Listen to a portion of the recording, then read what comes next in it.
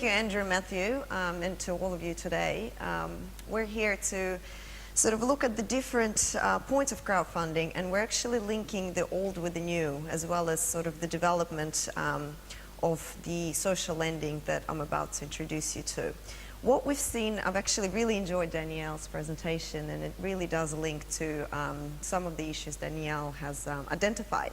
What we've seen is development of the sharing and collaborative economy today, and also really the rise of the cooperatives where people back people rather than sort of work for the big institutions. And also we're seeing a huge support for the values-driven organizations, and the values are where people actually back people in the heart of these organizations. So just to give a bit of an introduction to myself, I'm actually really glad to be back here. As you can tell from my accent, I'm not originally from here. I came from Russia in 2003, and I've actually studied here at UTS, and I did accounting and finance degree. After the university, I secured a place in an accounting firm called Crowley Haworth, and started my career as an auditor. Whilst I was progressing through my career, I've obtained other qualifications, just professional qualifications such as chartered accountancy, and then later on went on to obtaining my executive MBA at Australian Graduate School of Management from UNSW. Once I progressed through my audit career, I moved on to some investment banking and retail banking actually, so worked at JP Morgan Chase and Rabobank. And then prior to starting at Society One, I spent 5 years in healthcare services. And that was a fantastic journey. I worked for a leading and global provider of fertility services called Virtus Health in the capacity of the group financial controller. I started earlier at Society One, earlier this year, in the capacity of the chief financial officer. And it's fantastic to be here today, and I never imagined to be here in this capacity that quickly. So a little bit more about Society One, who we are and what we do. Just for me to gauge a bit of a knowledge around the group here, has anyone heard of Society One, or has anyone heard of peer-to-peer lending? A few of you, fantastic. That's very pleasing, that's great. Has anyone seen ads actually on TV out of interest? Yep, fantastic, great. Well, Society One, founded in 2011. So it's sort of, we would say it's gone from the startup stage more into the upscale, upstart sort of high growth stage. But founded in 2011, started trading in 2012. It's based on the principles of social lending. So it's come out of the social lending via digital platform, and it was actually that principles were pioneered by the pioneer of social lending via digital space is Zopa, and they started in the UK in 2005. Society One, we play in personal loan space.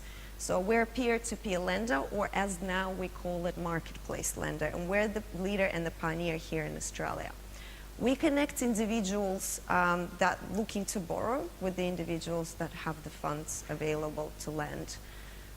We offer loans starting with minimum of 5,000, and we go up to 35,000 and soon to be 50,000.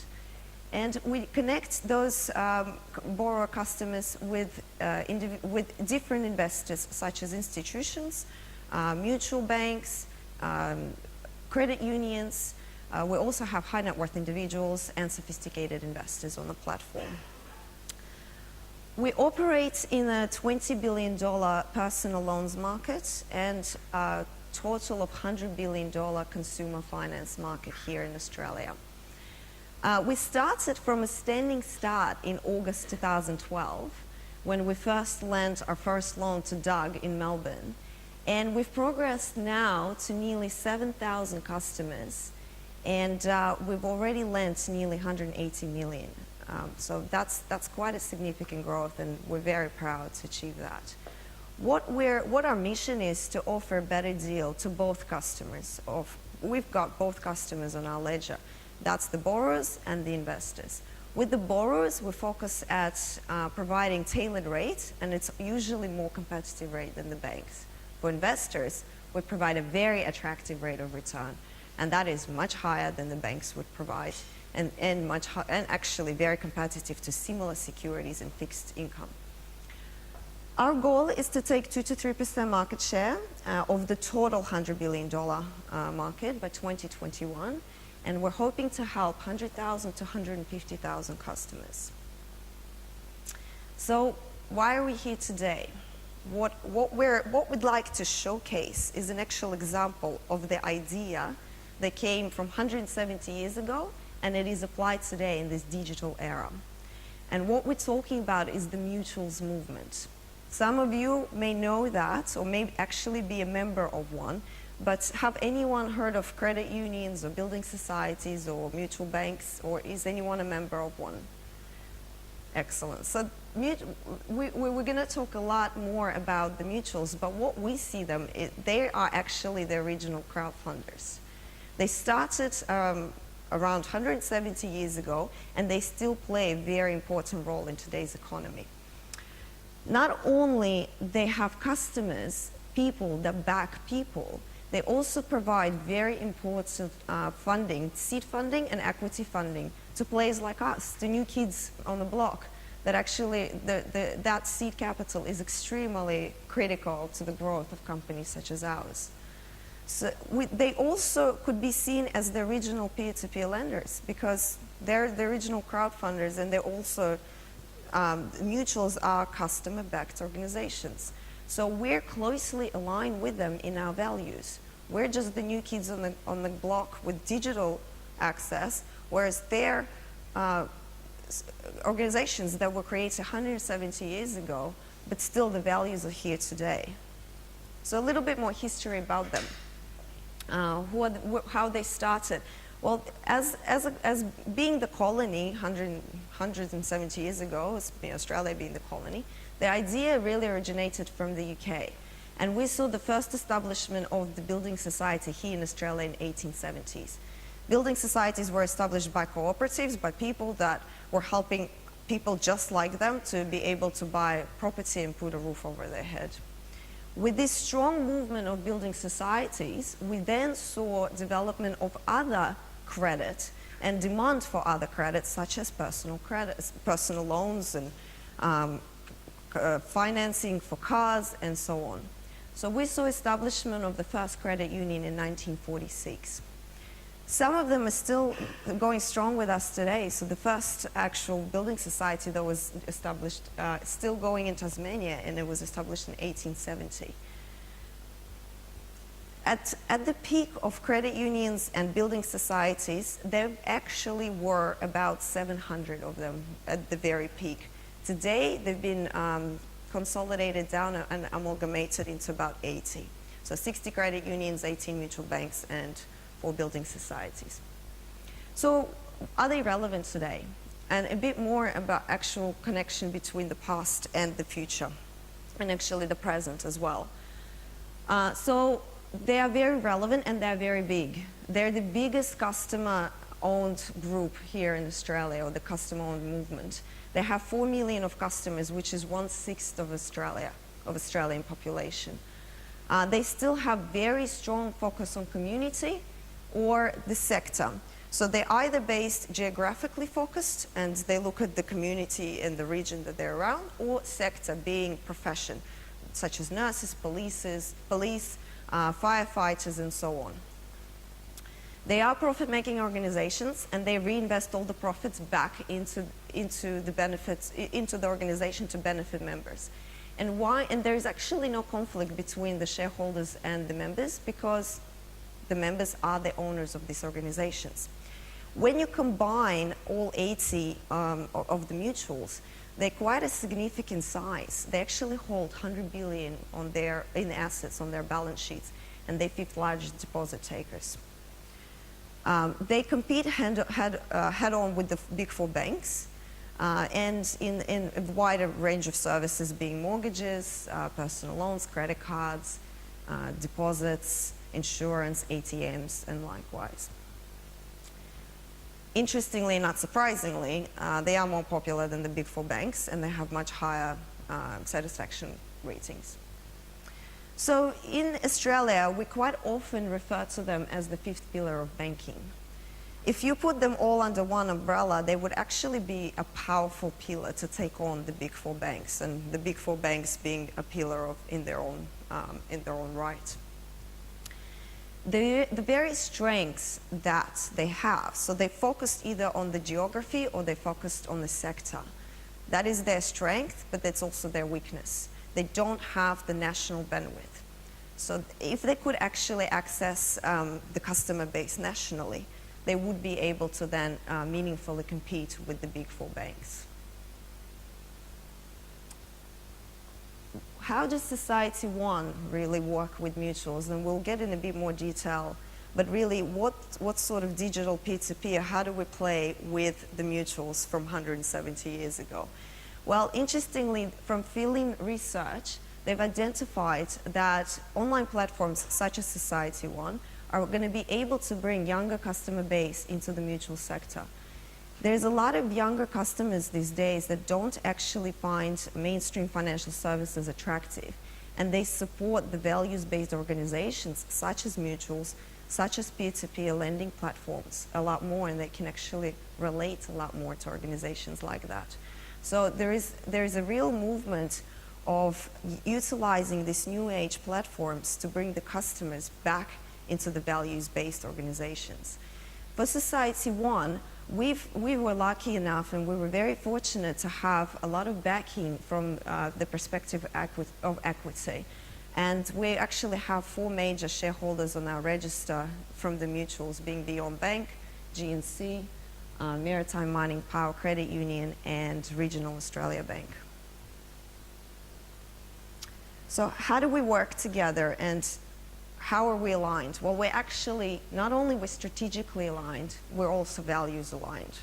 But in a bit more detail, mutuals, they're actually the original P2P lenders. They were built on P2P lending. 20 years ago, 52% of their lending was personal loans.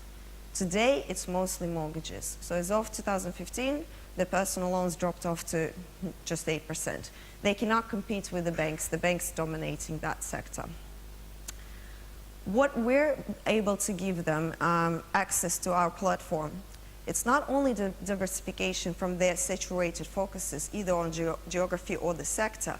Through the platform, they actually are able to now access that same product that they've created originally, that they've competed in very strongly. So they access the product of personal lending, and they also have access to younger national-wide Australia's base. So it's not just the geography, and it's not just a certain sector. They're able to grow now their customer base because they are facing a very aged customer base in their own geographies. They also, not only being able to access the product, they have access to low cost and very advanced technology that these platforms such as ours provides. Being able to participate on the platform have managed the very attractive returns that our investors are receiving. All of them are receiving more than 7% per annum. Our latest results on the portfolio, that the current portfolio is actually 11% average rate of return per year, which is very attractive for our investors. What the mutuals provides us to the platforms like ours, though, to Society One specifically, is they provided equity. They've provided funding for the company to grow and be able to still grow further to achieve its ambitious targets. It also gives us ability, they provide funding onto our platform to be able to actually fund the loans that we originate for our 7,000 customers. So in a bit more detail, so they're the original crowdfunders, but in our digital age. We have the 4 major shareholders that I've previously detailed, and they've so far in our history contributed 7 million in capital funding, in equity funding. Together with another 6, we have 10 investor funders on the platform. They have committed 38 million in funding and allowed us to lend it to all the borrowers that we service as Society One.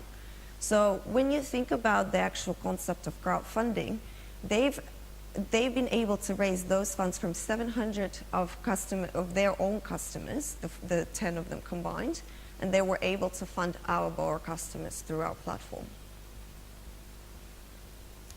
I mentioned that we're highly aligned, not just strategically, but also values. COBA, which is the industry regulator and the representative of all the mutuals, they're very clear in their aim and their message. And it's all about the member. Members first, by providing excellent customer service and also providing competitive offerings. Well, Society One is very aligned to those values because our mission is to get a better deal for both of our customers, borrowers and lenders, one brilliant funding moment at a time.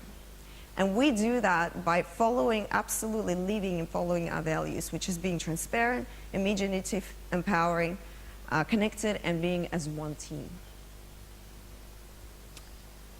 So really, it's challenging the Big Four dominance in this market in Australia.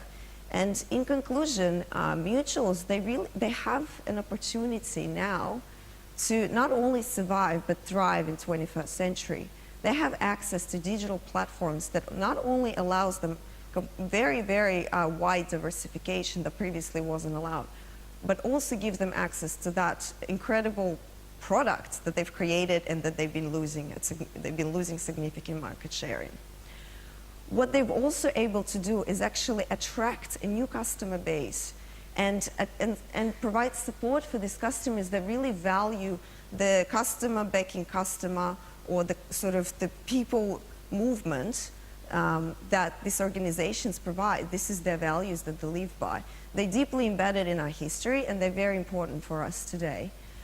They're the original crowdfunders. So what they've shown is actually the link between the old and the new. And they're helping create this dynamic environment for the modern crowdfunders, what we're looking at today and the crowdfunders of tomorrow. Thank you very much.